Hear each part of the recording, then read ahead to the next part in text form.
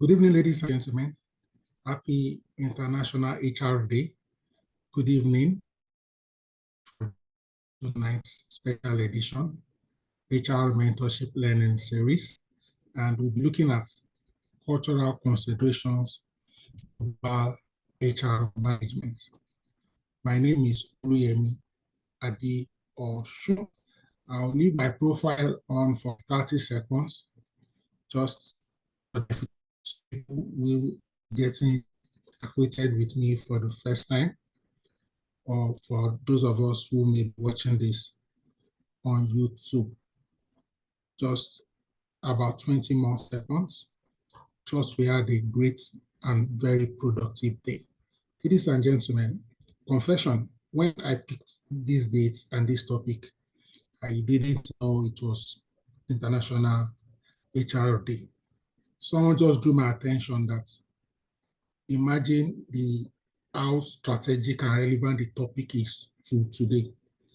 Meanwhile, it was just sheer coincidence, a coincidence by the way. Ladies and gentlemen, let me say a few things as we begin consideration to look at this topic. We'll look at, I'd like to first of all say that sometimes when we hear international and we hear global, we should not always assume and think that it must emanate or come from the West. For example, maybe a particular way of dressing that if it comes from, say, UK, US, that is what makes it global, or that is what makes it international, or what makes it best practice. Best practice can come from any part of the world. There are certain practices and principles, for example, in management and leadership, that were picked maybe from, say, China, or the East general.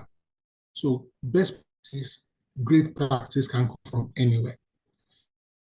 We'll be looking at cultural dimensions and their impact on HR practices from different lenses, from different parts of the world. How do we also develop cultural intelligence in managing global talent? And what are the strategies for managing cultural diversity and fostering inclusion? Let me also quickly say very early here that I know that some people will say, oh, let me join this webinar so that when I get an HR job abroad, or if I get an HR role, maybe I'm in charge of Africa and Middle East, or I'm the global head of HR, which is fine, which is beautiful. But even today, if you are HR in any organization and you have expatriates in your organization, in other words, maybe you are based right here in Nigeria, but you have employees from other parts of the world, West Africa, Africa, or Europe, the more you know about the culture and behavioral practices of these people, the more you'll be able to connect with them, relate with them, and you also be able to get them to acculturize and assimilate when you bring them to Nigeria. So even if you don't have any plans of relocating now or in the future, it is also quite good because either you may have expatriate employees tomorrow, or your organization, you may be involved in projects that have employees from around the world. Ladies and gentlemen, moving ahead, it is very, very important that in human resources, context is key. There are things that if you do it in Nigeria, is okay, very okay. But if you do it in Japan, it may be very awkward, it may be very embarrassing, or it may even be very disastrous, and vice versa. Okay, there's an adage that says that one man's meat is another man's poison, and it is literally true. Ladies and gentlemen, misunderstandings are not just awkward, they can be quite expensive. And let's look at what is at stake.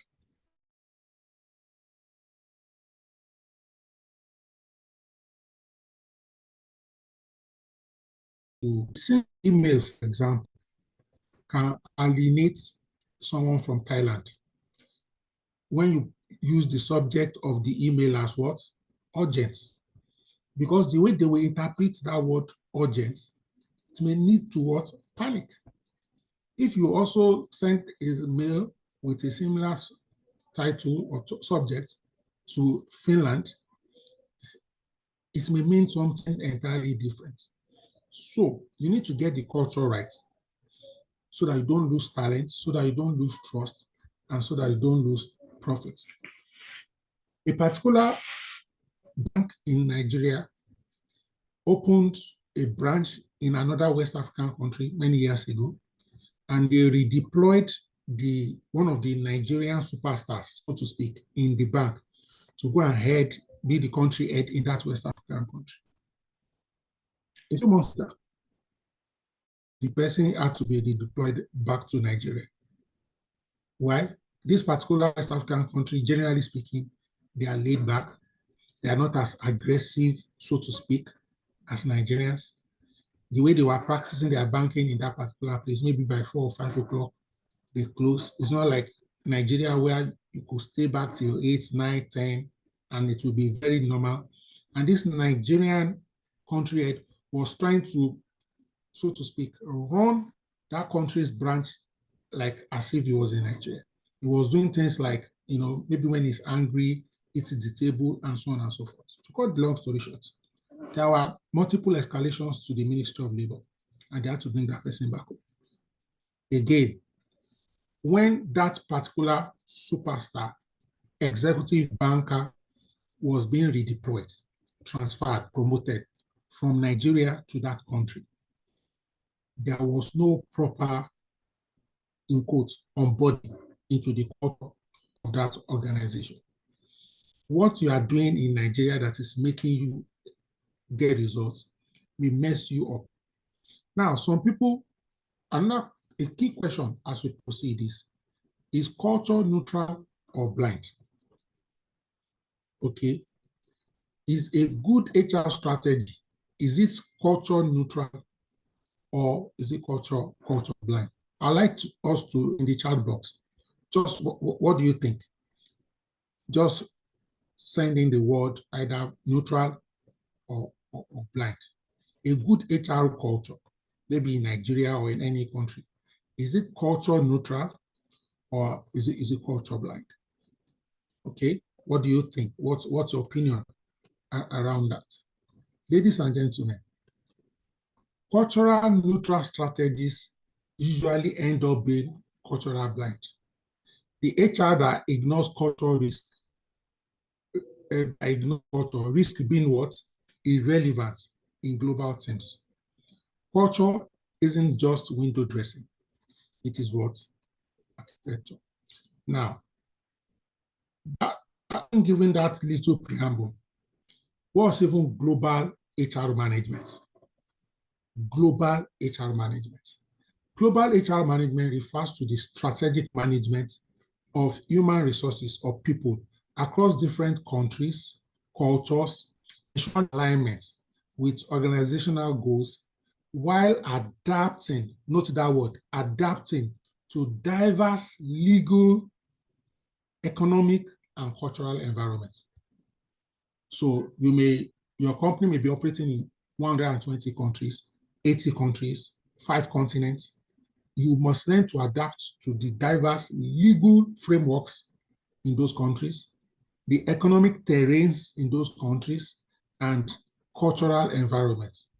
Some of the scope of global HR covers talent acquisition, mobility across international borders, because we have employees you are transferring from time to time, redeploying, cross-cultural leadership and workforce management, compliance with the different labor laws and employment regulation, compensation, benefits, and performance management within the global context and with the peculiarities of each country where the business is operating, training and development that may need to be tailored to the different regions.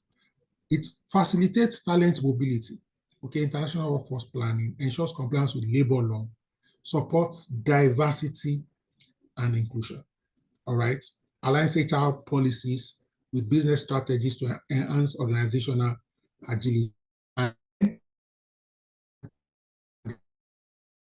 experience across some of the dynamics in HR management, remote and hybrid work models, managing distributed workforce. Now, I know somebody will say, oh, maybe if you work on Nigeria today, you have hybrid and you have remote, no problem. But there's a complexity when you are managing a global workforce, because even your work hours, the 8 to 5 in Nigeria is not the 8 to 5 in Australia. What do I mean? The working hours here, some your colleagues, employees in some other countries, you may be like they be sleeping.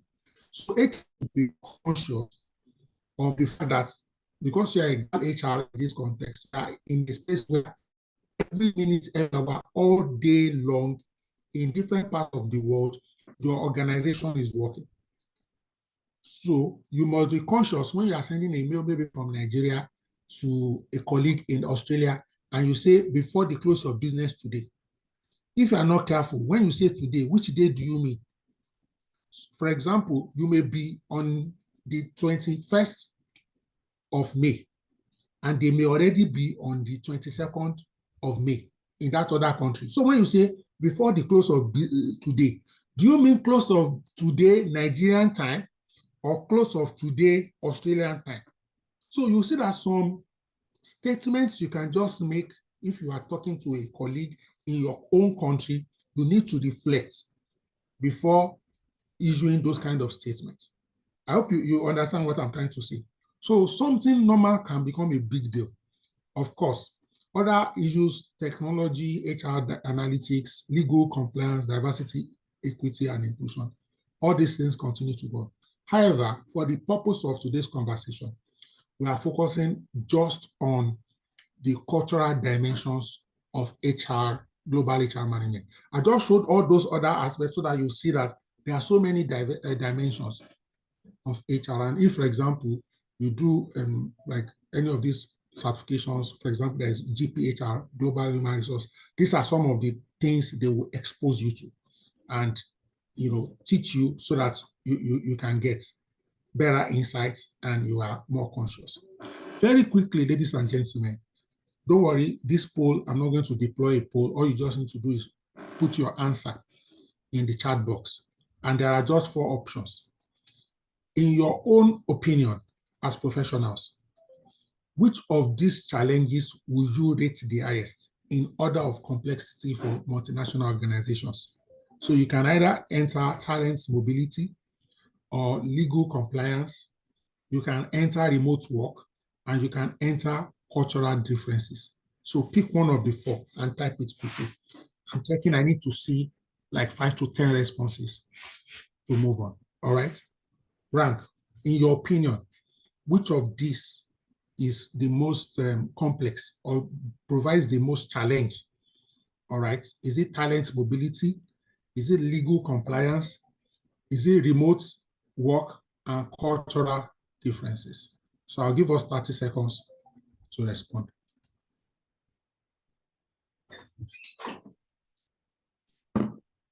I see our comments coming in. Ladies and gentlemen, thank you for your response. And ladies and gentlemen, we are spot on. About, even though all these challenges are important and can, put pressure on the HR team, cultural differences appear to be the most challenging because it can change the dynamics of the workforce or of the business.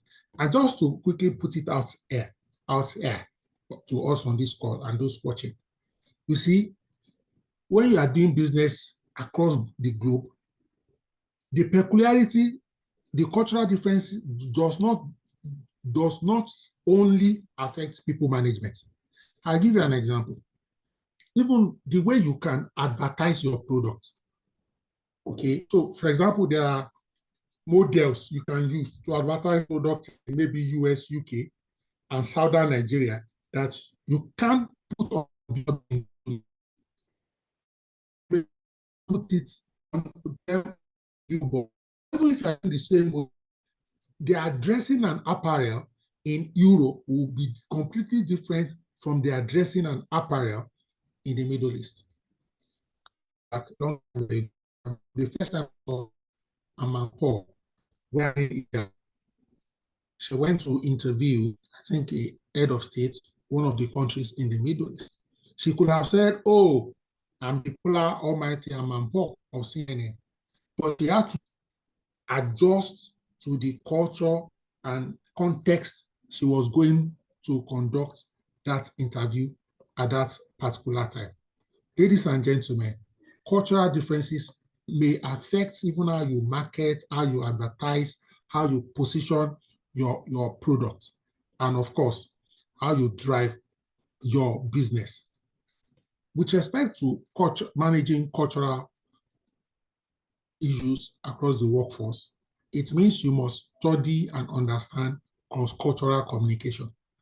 You must be able to encourage open dialogue and understand non-verbal cues. You see, even for people of the same tribe and culture, our body language matters a lot. Are we together? It even becomes more important when you are engaging with people in different countries. Either you have a Zoom meeting or Skype meeting or something. Don't just listen, pay attention. All right. Again, global leadership development is key. You need to equip leaders, your business leaders, business managers, with intercultural competencies. Okay. Example of who was doing well and flourishing well, managing Nigerian staff, and then go to another West African country just because of a difference in culture.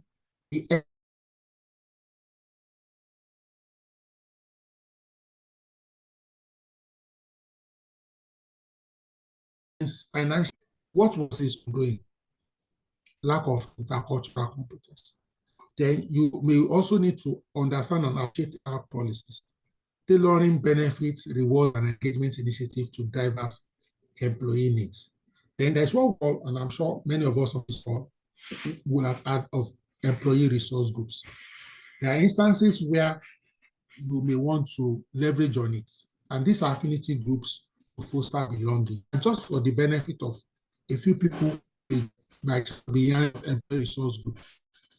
Starting context, for example, let me give example of employee women's group, employee resource group. You know, let's take the energy sector or electricity sector or engineering sector, where you have maybe few women. You can now have maybe women in energy as a group. That can be an employee resource group. Or maybe you have minority, some expatriates in your organization. You can put the expatriates in an employee resource group where you are providing support, information, assistance to all the expatriates. So an employee resource group can be any group set up to intentionally provide support, advice, counsel for any unique group of employees. So maybe you have some staff, they are in quotes handicapped, maybe blind, deaf, those kind. You can create a resource group so that you are meeting the needs of those handicapped in a more timeless way. I hope that clarifies. Again, you accommodate different cultural and religious observances. You see, you know, we all belong to different groups, and you'll be close to public holidays. You'll be hearing, oh, the federal government declared. As the federal government declared. You know, incidentally, there are some days in Nigeria,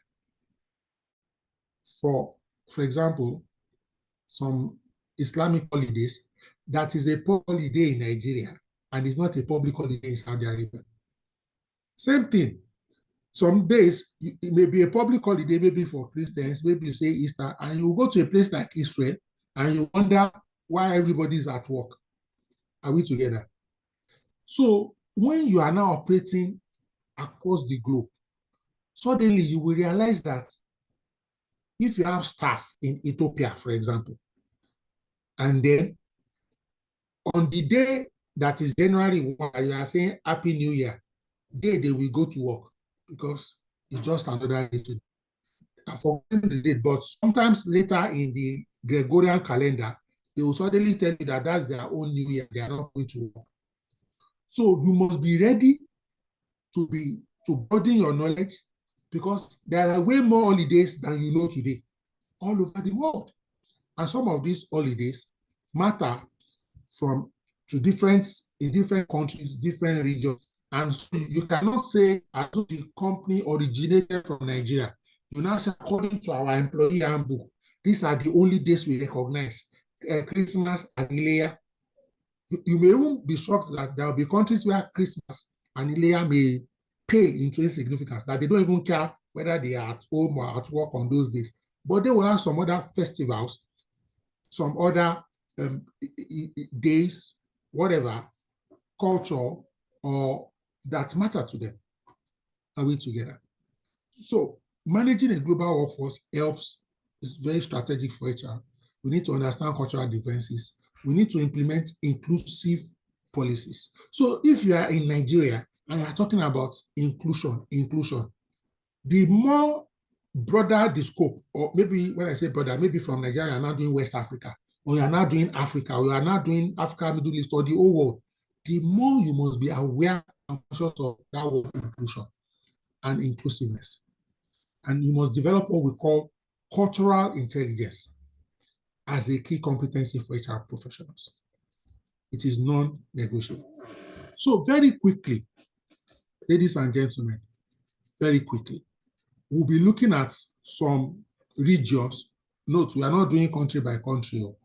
And just to also put it out there, that these are just aggregates or aggregation for regions. It doesn't mean that everybody in those regions will be, so to speak, 100% exactly like that.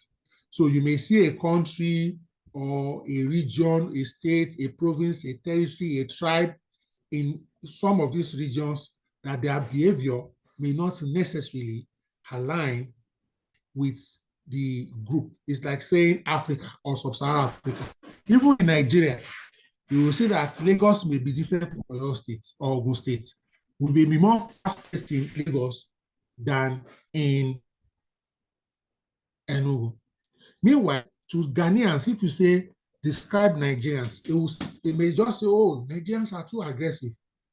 It's probably describing Nigerians by the Lagos Nigerians, because they know very little about the Osun Nigerians.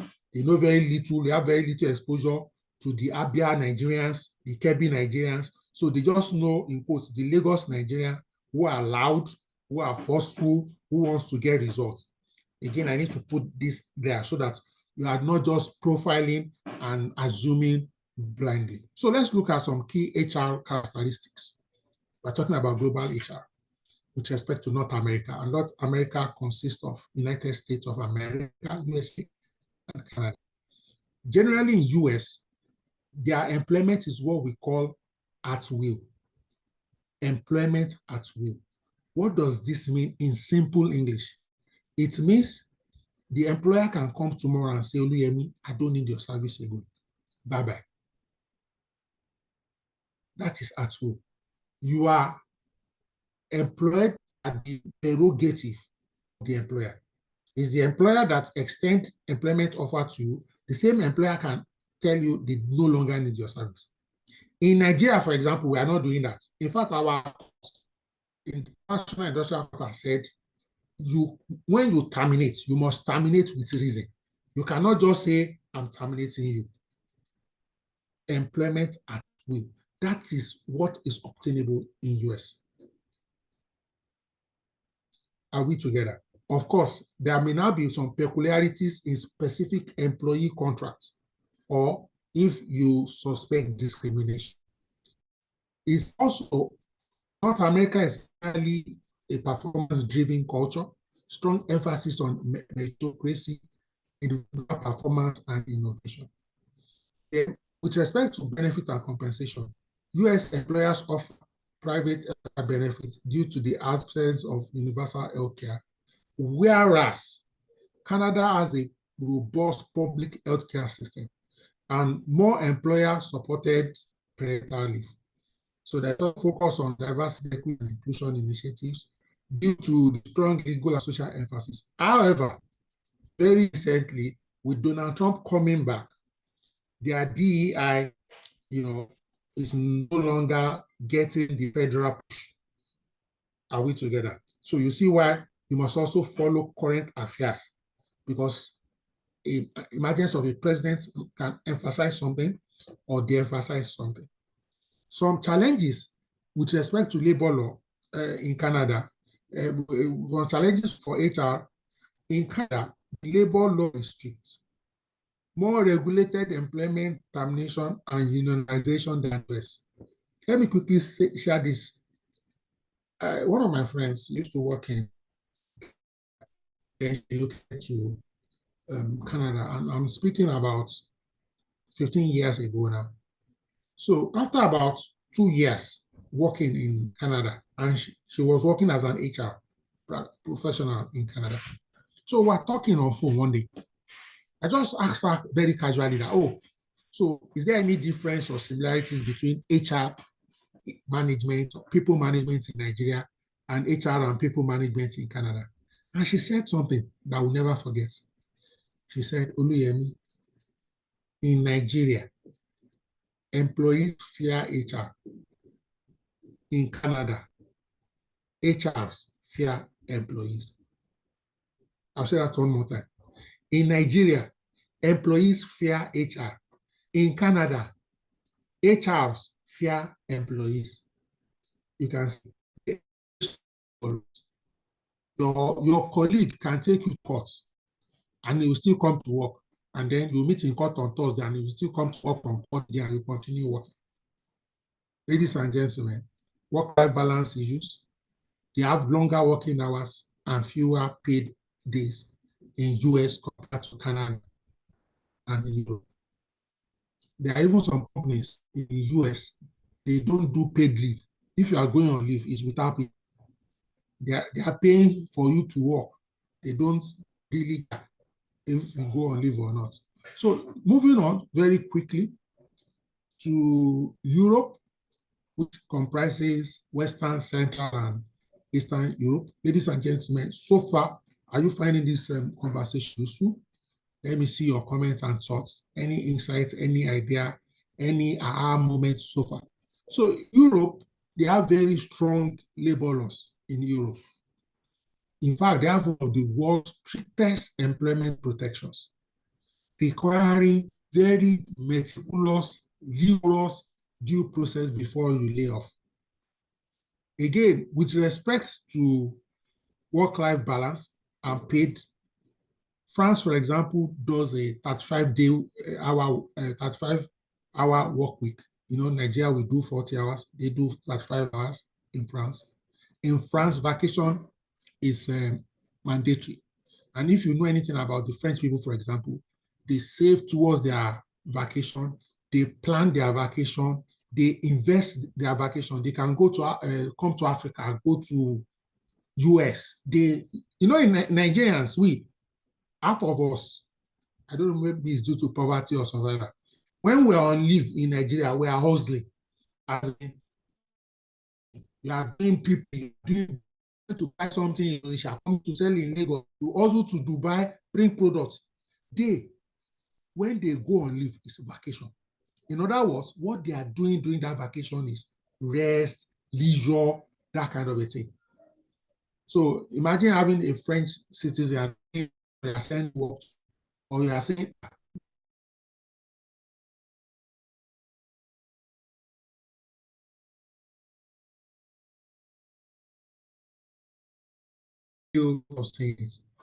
Germany has generous paid leave. They have paid sick leave.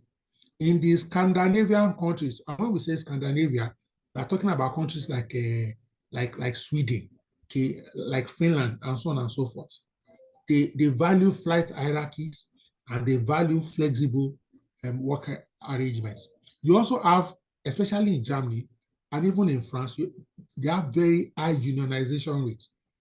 In Nigeria today, I'm not talking about government and very old establishments. There are organizations in Nigeria today that you won't even see any union, or maybe less than 5% will be unionized. You may be shocked that in Germany, the employees may be in the union. They have very strong employee representation, very strong. They also focus on training and development. Companies invest in employee upskilling, lifelong learning. And some of the reason is that the union push for these things. All right.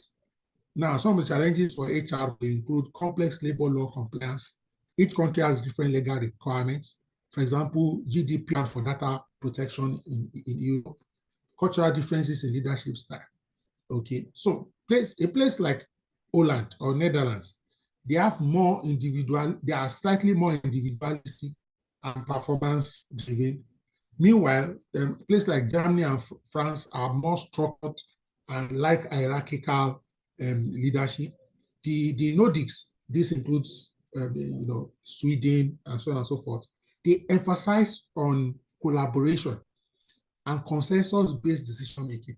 So it's not just Oga said, you carry everybody along, we share ideas, that's collaboration, that's consensus.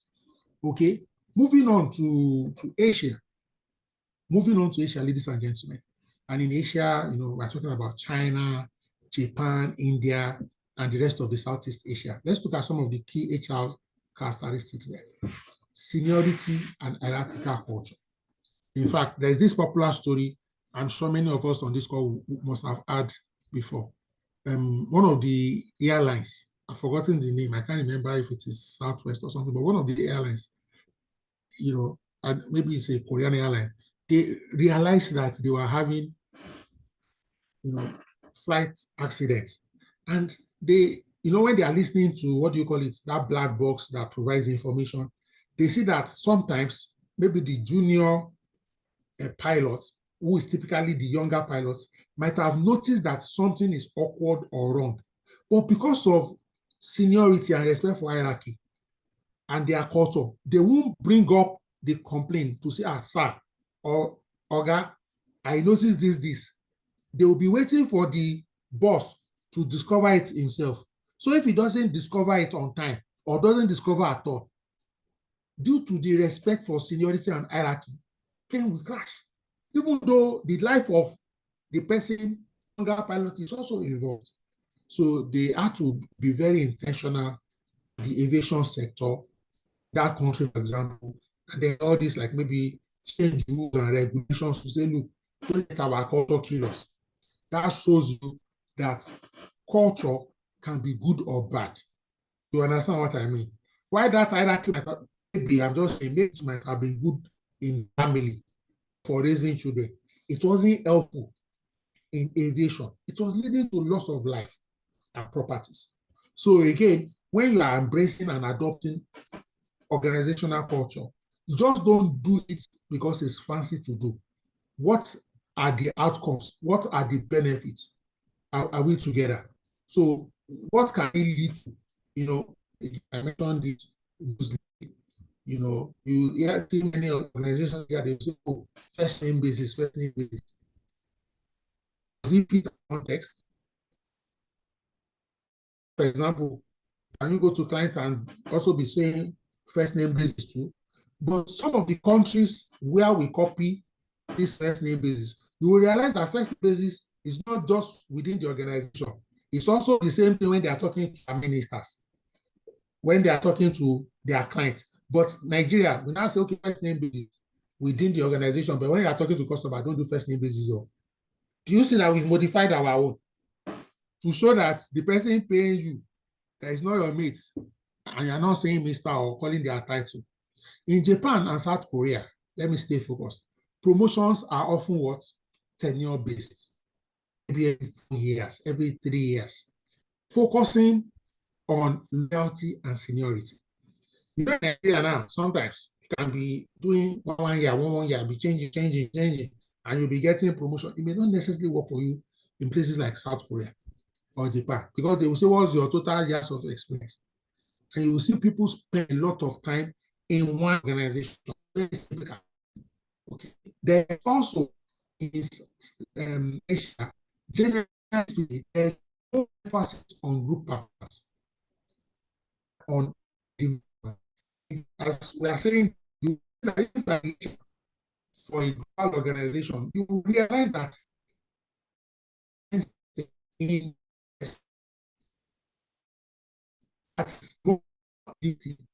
would not work. Southeast Asia, we're a worldwide company. Our management system must be safe. It's going to be productive. It will work well.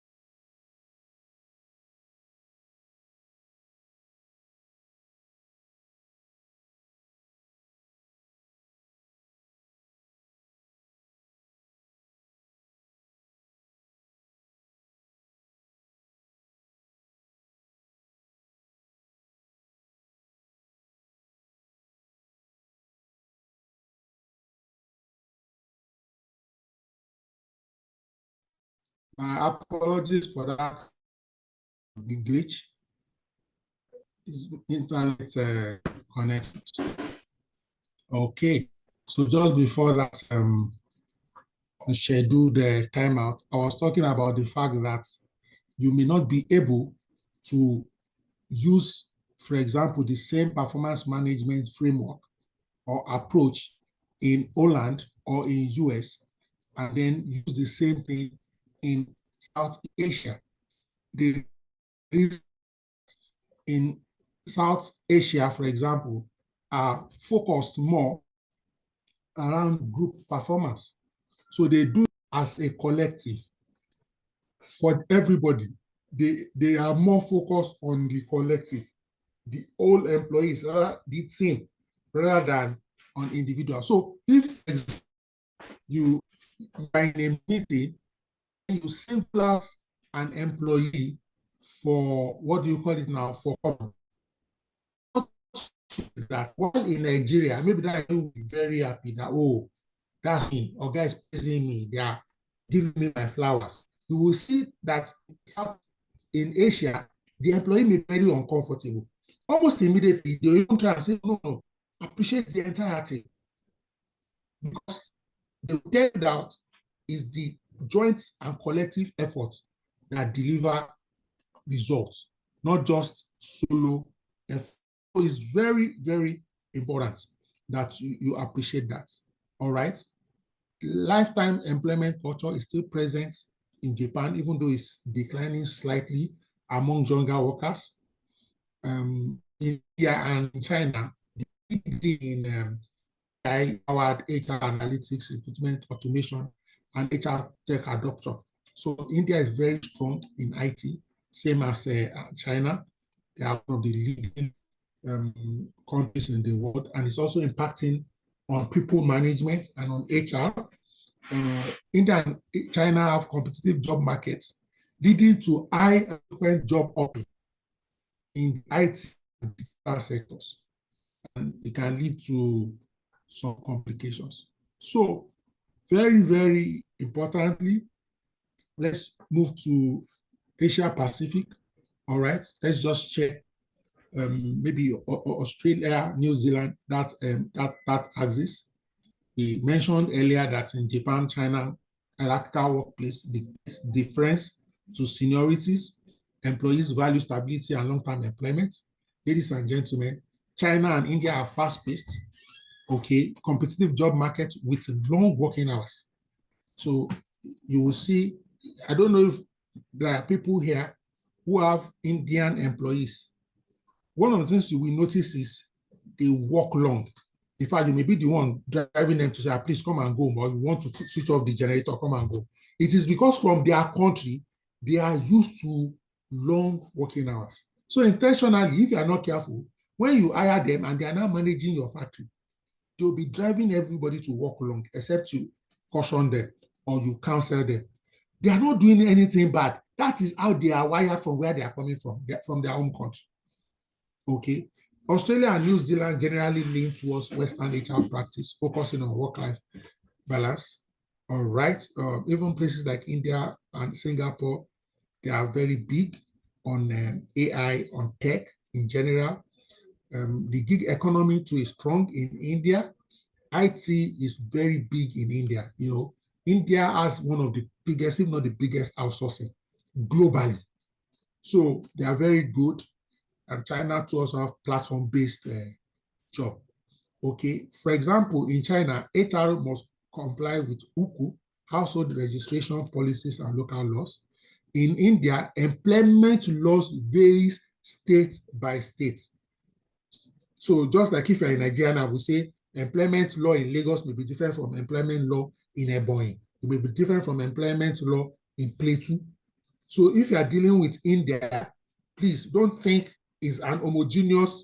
You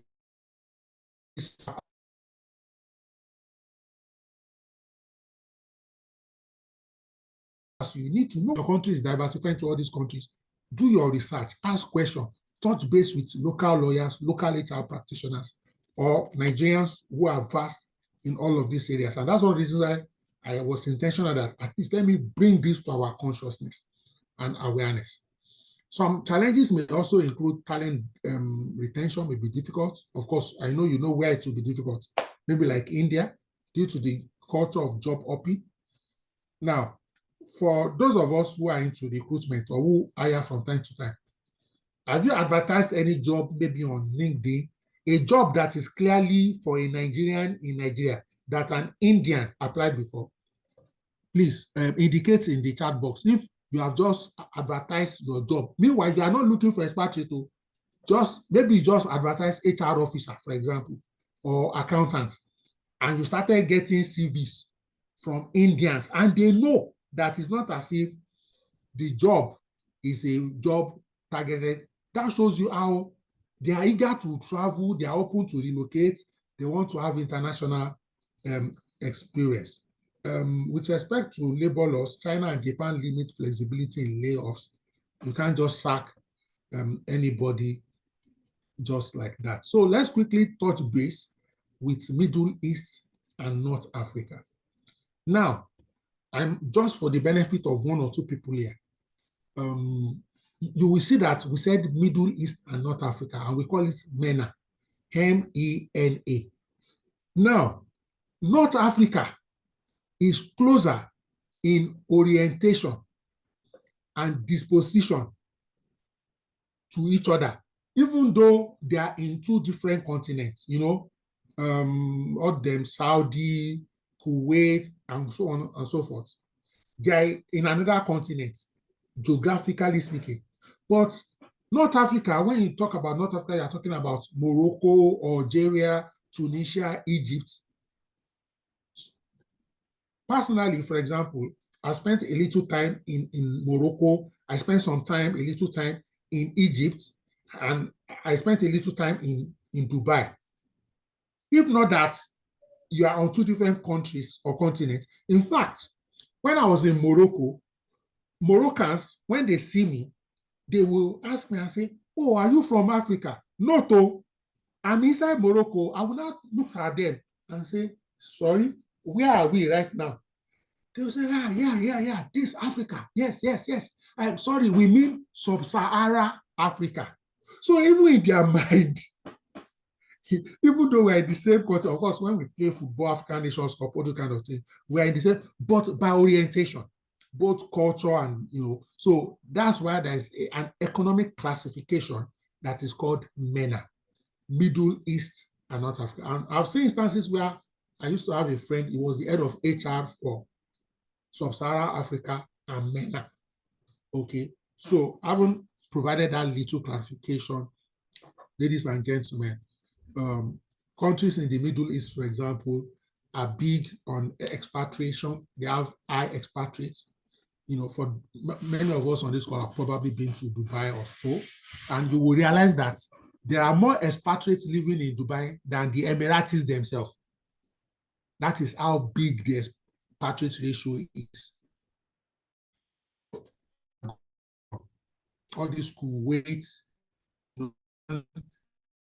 there, right? So it's not just the locals. The people lost their nationalization policy, programs like Saudization, Emiratization, put for hiring more locals, and managing their that place.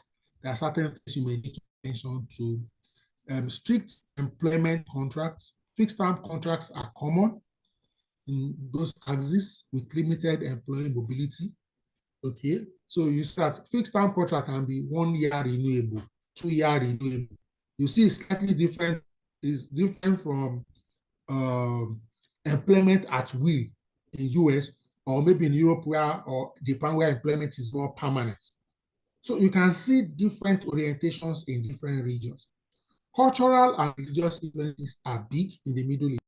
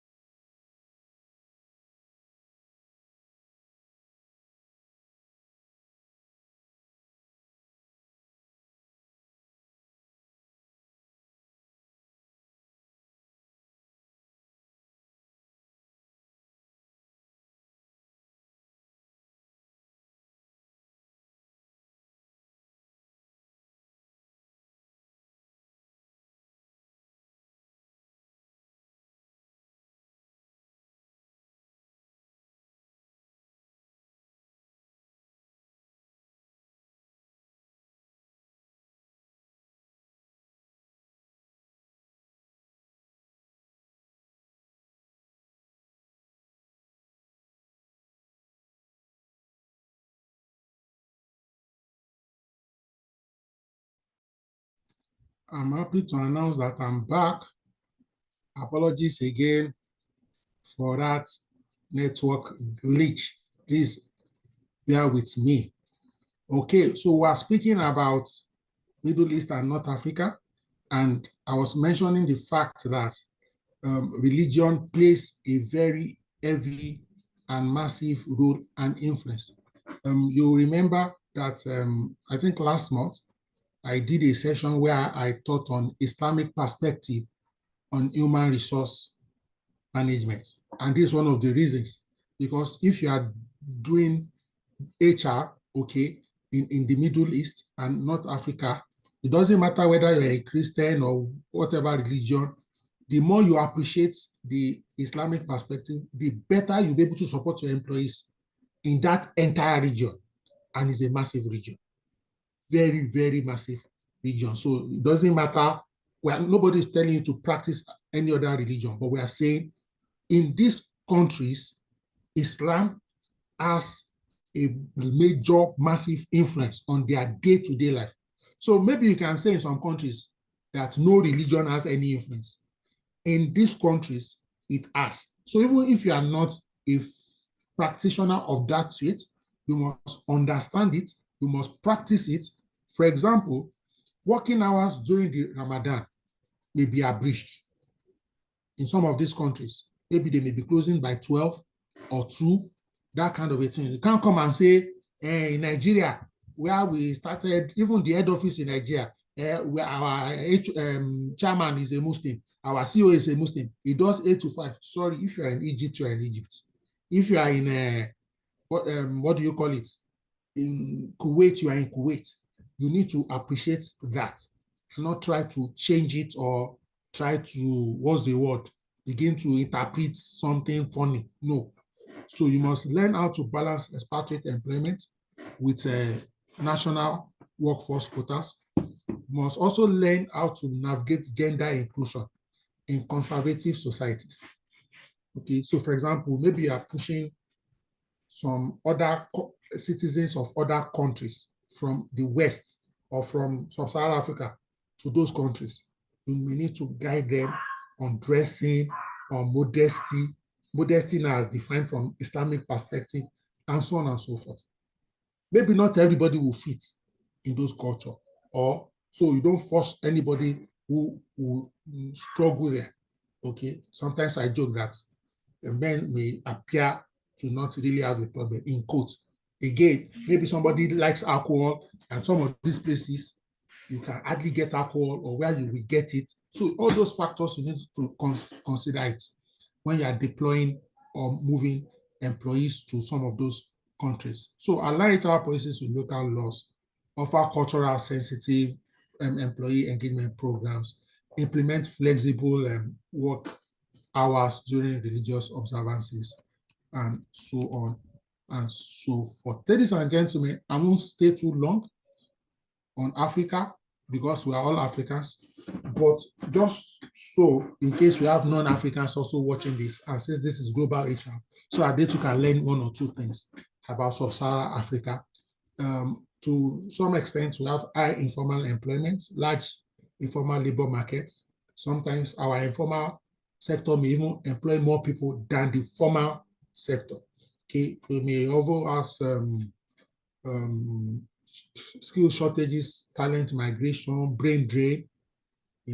People japa, relocate, move from the interior to urban, like in Nigeria, they move from smaller places or other places to places like Lagos, Port Harcourt, Abuja, Kano, and then later they move from all these major cities to Canada, and so on and so forth. You may observe in certain countries low HR tech adoption, issues with technology. See, for example, on just this one call, I've been logged out 3 times, even though I'm using 3 different internet providers. And internet is strongest maybe in Lagos, I dare to say. So if you're in some other locations, and if you go to some other countries, I did appreciate our internet until I went to Cameroon. I spent 1 or 2 weeks in Cameroon. Then there was a time I went to Niger Republic. Suddenly I knew Lagos internet was good, very good. I mean, very good, with due respect to my brothers and friends in Chad and in Cameroon. You understand where we are coming from. So some of those things are some of the realities. It's not unusual if you are having a meeting with somebody from Africa and it's supposed to be a Zoom call, you are using video. Please, your African brother or sister can easily tell you that, please, maybe after the greeting, please permit me to put off my video because of bandwidth. It's very normal here. It's because of our level of internet as at today. Hopefully, things are taking shape and it will get better. Key challenges, okay, again, most cultures in Africa are big on respect and hierarchy. Most cultures. Some cultures can be Republican in nature, but most cultures defer to older people, elderly people, and in some cultures too, they defer to male, what we call patriarchy, where even women defer to men. Those kind of subtle. You can see some organizations, it may not be written, you see that their CEO will almost never be a woman, just because they believe the man or the male. Of course, they may give some other senior roles to women, but you just need to be careful. And so on. And so if, for example, you're a woman and you're a vendor, and then you're talking to a man, you may need to, especially if you need business, you understand, you may need to be a little extra cautious if you are aware that the people in this culture have this disposition towards women. Again, if you're after business, if you don't care, you can say whatever you like, they will just shake you and you won't get the business. You get where I'm coming from. I'm not saying you should change. I'm just saying you may need to adjust, especially if you are the one that needs something from them. Okay, if you are here, you need to invest in local talent development and upskilling, succession planning to combat either leadership shortages or the incessant. Some of our best brains are always looking for opportunity to migrate, and so on and so forth. All right. Increasingly, also, especially in countries like Nigeria, South Africa, Kenya, Ghana, we're having more remote work. These people, youth from all these countries, are working for foreign countries, India, China, US, UK, remote work, gig work. And HR is shifting towards skill-based hiring. We have labor laws in Nigeria, Kenya, South Africa. In some of these countries, it may require gratuity or pension of some sort.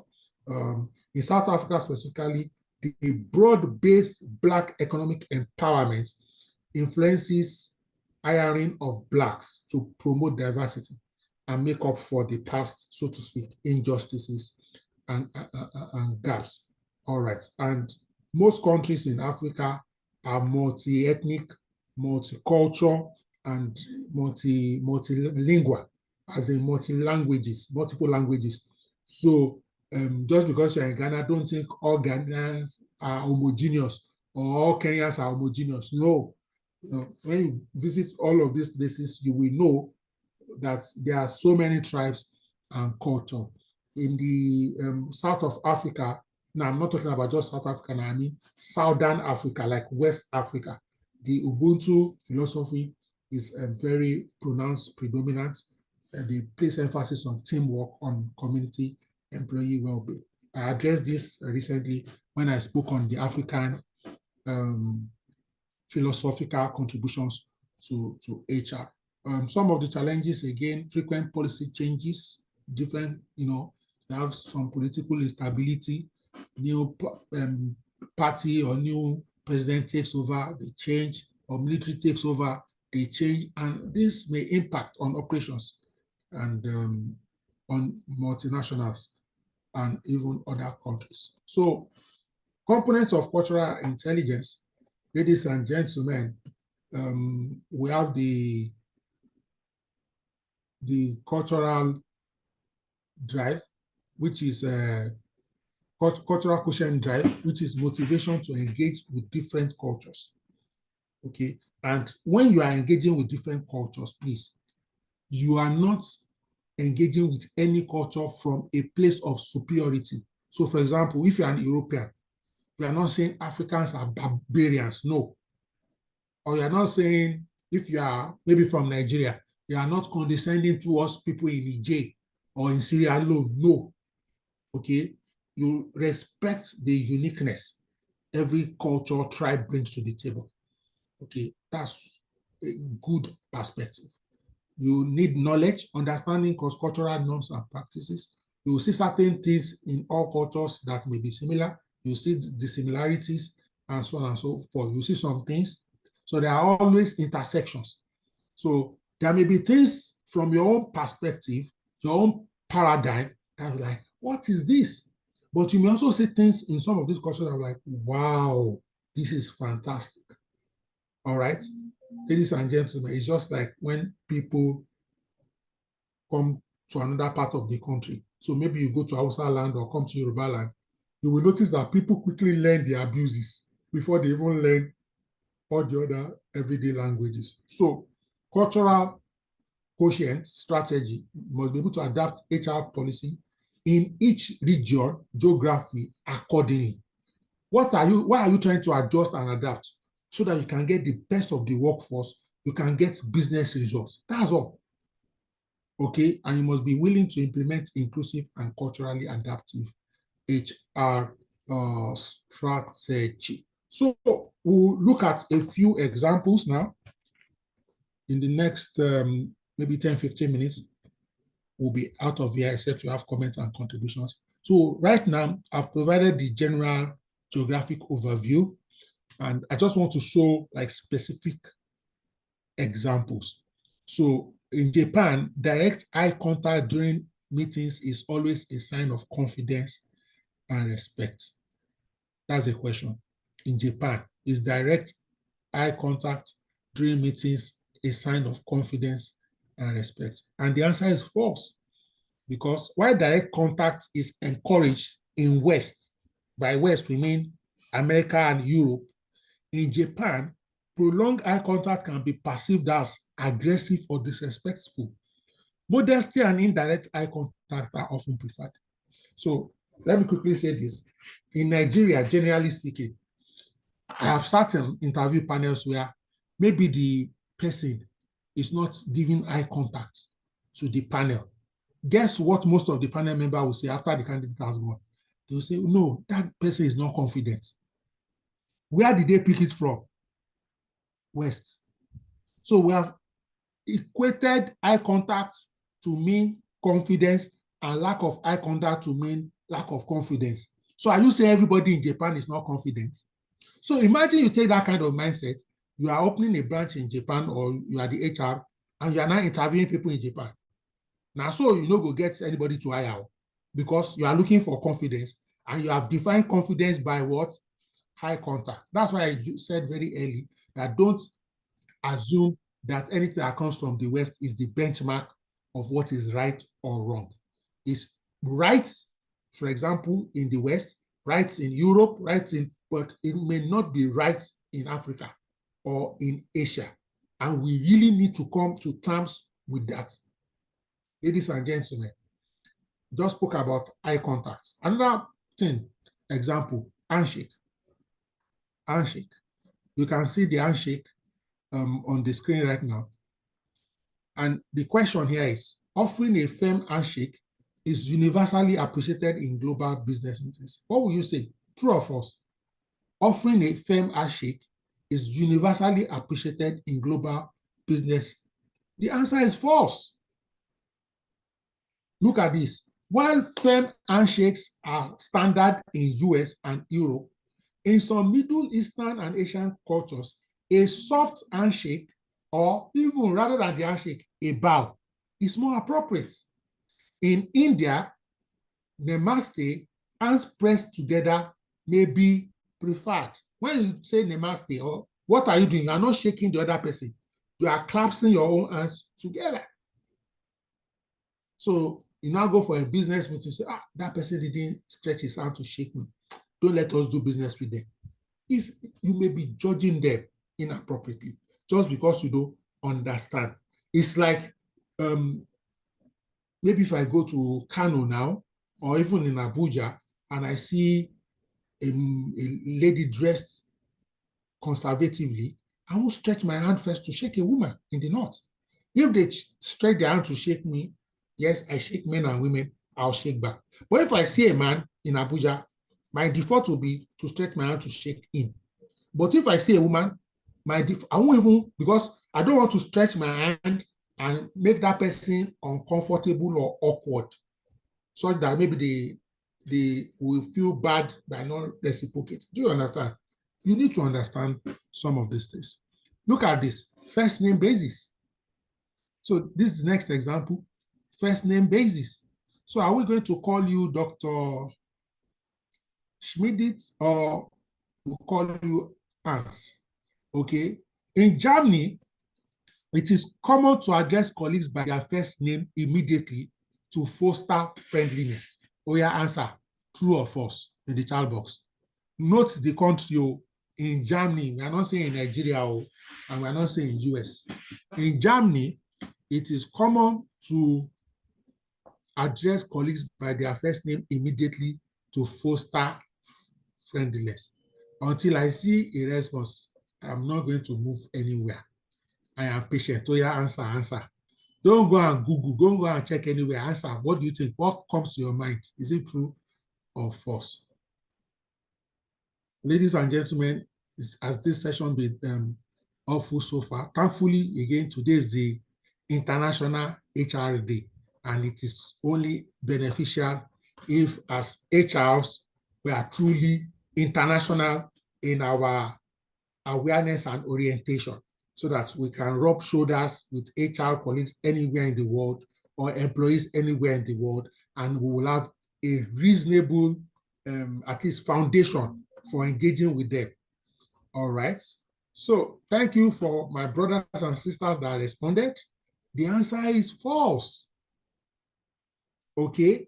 And Germans tend to value formality in initial business interactions. Note that, initial business interactions. Using titles and surnames is standard until, note that clause, invited to use first names. So in Germany, let's assume, let me look for one of my friends on this call now. I'm checking the call here. I want to use the name here. So let's see my brother, Rabiu Mohammed. When I and Rabiu Mohammed just meet in business cycle, I'll be calling him Mr. Mohammed. Mr. Mohammed too will be calling me Dr. Adiosun. But after a while, that after a while is relative. It can be 1 week, it can be 2 months. Maybe me or him, I can say, hey, Mr. Mohammed, just call me Oluyemi. Or you can say, just call me Rabiu. So until you get that prompt, you don't, on your own violation, just begin to say, and you know, some people assume that all whites like first name basis. The whole of Europe is not UK or US. Because they are visible, they do movies and the likes, doesn't mean that's the culture of the entire Western world. Ladies and gentlemen, another parameter I'll be looking at very quickly is what? Time. In Brazil, punctuality is as strict as in Switzerland, and meetings always start on time. I was deliberate here. I'm not using Africa because I know that you people will say African time, Abi. And if you understand the philosophical concept of African time, you will smile. Okay? So that's why I said, and all of us, we've almost alluded to, if meeting does start on time, that it must be an African phenomenon. Almost like anything bad is Africa. Our people, cool temper. We are great people. Oh. The answer is false. Brazil business culture often operate on a more flexible timeline. Brazilian time, where meetings may start later than scheduled. Meanwhile, in Switzerland, even in Germany, punctuality is non-negotiable. So if you're you're in Germany and you're having meeting with Germans, or you're in Switzerland with Swiss, please die rather than be late for the meeting. Or if anything will make you late, quickly call up front and say, please, my plane just crashed. I'm the only survivor. I'll be coming late. But in Brazil, if you show up 30 minutes later, it's okay. Brazilian time. It's Brazilian time. Then gifts. Another example, gifts. Okay, I'm trying to show you a man and a woman and a gift. Let me show you us again. You can see, hopefully, network permitting from your end.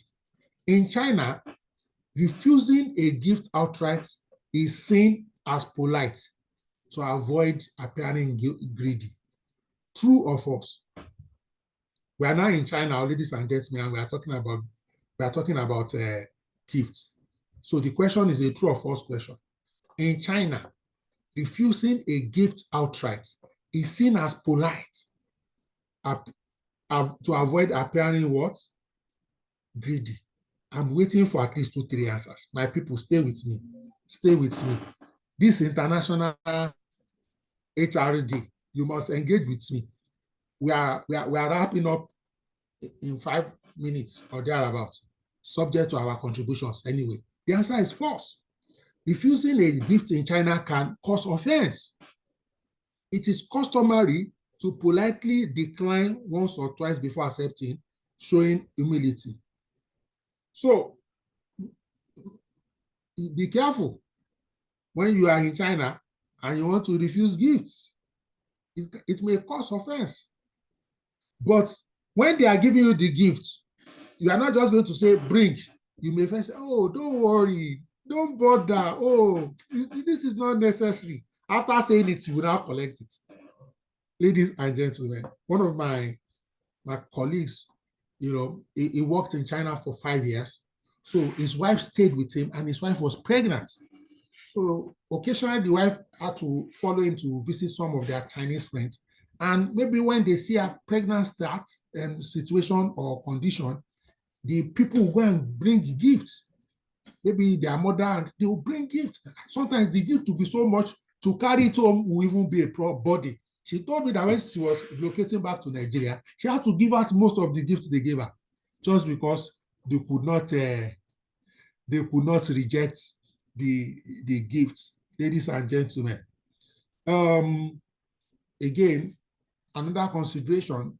I'm just using some everyday examples so we see and appreciate this dimension of international nature. Business over meals. In Saudi Arabia, discussing over a meal should be avoided as it is considered rude. Of course, the answer should be true or false. But don't worry, while you are thinking or while you are responding, the answer is false. In some countries or cultures, when you are eating, they will say table manners. And table manners will include not talking or not talking anything formal or serious, maybe just light conversation. But in Saudi Arabia and many Middle Eastern cultures, building personal rapport over meal is crucial before what? Discussing business. All right. So again, this has to do with performance management, direct and indirect feedback. Should performance review be conducted the same way globally to ensure fairness? So the way we do it in Nigeria, you do it in Kenya, you do it in Canada, you do it just because we want to be fair. Because some of us in HR, we define fairness by doing the same thing everywhere. Meanwhile, why that may be fair in context A, it may be very unfair in context B. All right? The answer is false. Direct feedback is valid in the US and Netherlands. But in Asian cultures, indirect constructive feedback is preferred to avoid embarrassment. You see that? So note, you should give feedback, whether it's US or Asia, but the how, the approach, the technique. Even here in Nigeria, we too know that even if you have 5 employees and you give feedback the same way to the 5, it may be productive for 2 or 3 and unproductive. You know the way sometimes we do NPRs here in some of our banks and companies, I won't mention, and we'll do NPR and people will be going to the toilet and be crying. If you go and do it in some communities or countries, you're on your own. No. Again, should you be very brief or should you be detailed? For example, when you are doing a PowerPoint presentation, should you have maybe 2, 3, 4 slides or 40, 30 slides like I have tonight? So the yes or no question here is, in France, a detailed 50-slide PowerPoint is the best way to impress in a presentation. The answer is false. French professionals often prefer concise, intellectually engaging discussions over data or heavy slides. Quality over quantity. All right. Ladies and gentlemen, a scenario here, an American HR manager, Sarah, leading our first virtual team meeting with employees in India. So it was a virtual meeting of employees in different climes, India, Germany, and Brazil. Okay, 3 different continents, India, Germany, and Brazil. And Sarah starts the meeting. She said, all right, folks, let's get straight to the point. What is blocking progress? The German team member nods approvingly. The Indian team member hesitates. The Brazilian chuckles. Wow, so direct. Sarah doesn't realize yet that her efficiency-first approach just created 3 different cultural reactions. Note, Sarah herself is what? American. So when you are having conversations with people from different climes like that, you may not want to just be freestyling. You may want to script. You may want to check, all right, so that you don't have cultural missteps. All right. Let's see. Okay, this is just an example of a gift. So a French executive visiting China handed his Chinese counterpart a beautifully wrapped clock as a thank you gift. Ladies and gentlemen, the Chinese team froze. So in China, you don't give them clock as a gift. You don't give them watch. You know why? Ladies and gentlemen, clock symbolizes death to them. Once you give them clock, you are like trying to say your time is about up on this planet. But if this French executive had done a 5-minute Google search on gift taboos in China, it would have been saved this embarrassment. Because if you just say gift taboos, what are we insinuating? Maybe you are right here in Lagos, or you are right there in Kaduna, and you have expatriates. Maybe you want to do your end of year or 5 years work anniversary, and one of them is a Chinese, and you go and buy clock. He may take it, but you will see that he won't have the joy of getting a gift. So you may want to do a research. You may want to talk to people from that part of the world. Either you say, what should I buy? Or you say, I'm thinking of buying this, and you check their reaction. So ask questions. Ask questions, ladies and gentlemen. Don't assume. Ask online. Ask people. so that you don't make a mistake. It is very, very what? Important. Another example here, and this happened during COVID. US managers pushed for cameras to build connections. So they are saying when we're having Zoom meetings like this, especially workplace meetings, everybody must put their camera on so that we can see each other. So if we're in a face-to-face physical meeting, we'll be seeing each other. Let's build camaraderie. Guess what? In Japan, employees resisted. They felt that showing their own background felt invasive.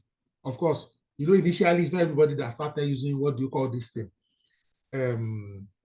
Virtual screens. Initially when we first started, we'll be seeing your background. So if you're in your parlor, your kitchen, whatever, the Japanese felt like, it's like you're entering my house from your own house. So you can't do a one size fit all. In Seoul is in South Korea. That's capital of South Korea. It's common knowledge that you don't tell another executive that they are wrong. Don't tell them. Even if you think or they are wrong, don't tell them. Rather say, can we explore another angle? Can we explore another angle instead of you are wrong? These small shifts can prevent a big friction.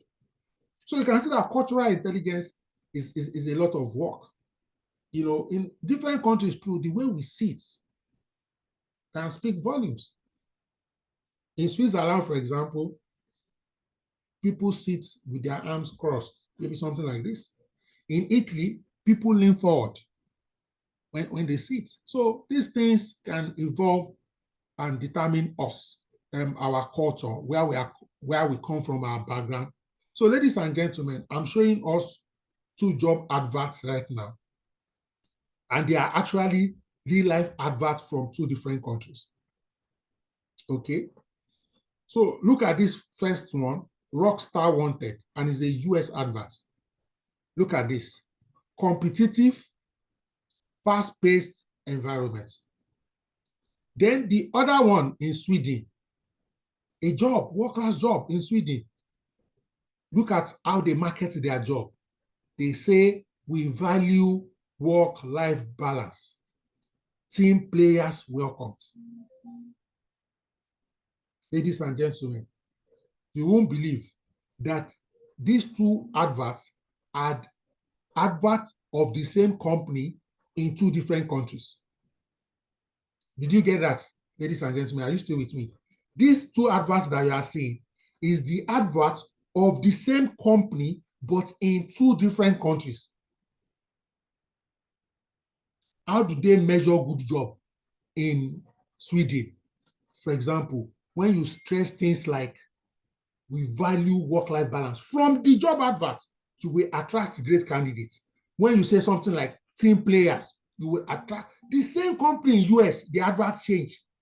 We value competitive, fast-paced environment, global HR. So don't just sit here in Nigeria and you are crafting job advert for Benin Republic and you are using your Nigerian mind. Or you are crafting job adverts, you just opened a subsidiary in Kenya, and you are using your Nigerian mind, your Lagos mind, your Abuja mind, and you are doing the copywriting from Nigeria. You didn't consult, you didn't engage, you didn't ask questions. You just be there, say, I posted that thing on LinkedIn. And this Kenya yourself, they are not responding. Are they wired to respond? Rockstar Wanted. Competitive, fast-paced environment. Same company in Sweden. We value work-life balance. Team players welcome. Ladies and gentlemen, what do you want? You want to get results. How you will get the results in Nigeria may not give you the result in Cameroon. Thank you so much, Dr. Kudirat. Acknowledging the peculiarity of each geographical location and understanding it and asking questions. Because if you don't know, you won't flow. If you are not informed, you will be what? Deformed. Please don't take anything for granted. That's why some of us that have built relationship across board, even when you have done research online, you will still send it to somebody there personal that, see what I intend to use in your country. What do you think? And still on this example, I'm trying to wrap up, ladies and gentlemen. I don't know why it's so challenging to wrap up. I need to wrap up in the next 5 minutes. That's the third time I'm saying that. Please, ladies and gentlemen, help me to wrap up. All right. So verify before you deploy. Some of the businesses fail due to cultural clashes, not strategy. Very important. Now look at this funny example, and this is an advertising example. So IKEA, they came up with a product, a desk for that matter. And in Sweden, the name of that desk is, I may not pronounce it very well, forgive me, please. Fatfold. Fatfold in Swedish. And what does Fatfold mean in Swedish? It means speedy. But when they took that same desk product to Germany, they had to what? Rename it. Why?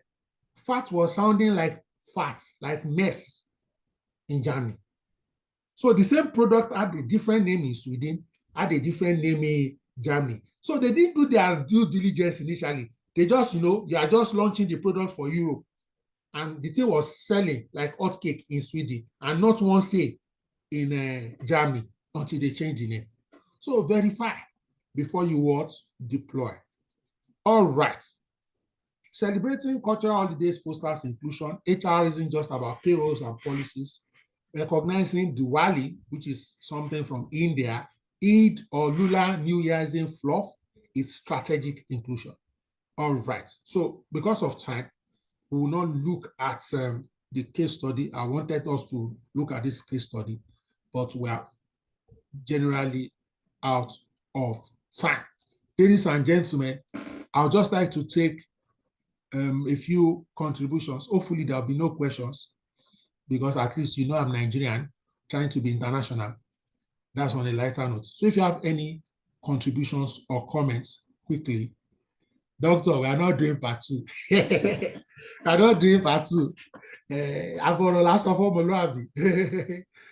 That means a word is enough for the non-Yoruba speaking community on this platform. So if you raise your hands and want to say something, share experience, international, national, local, any experience along these dimensions, I'd like to take some comments and we call it a wrap.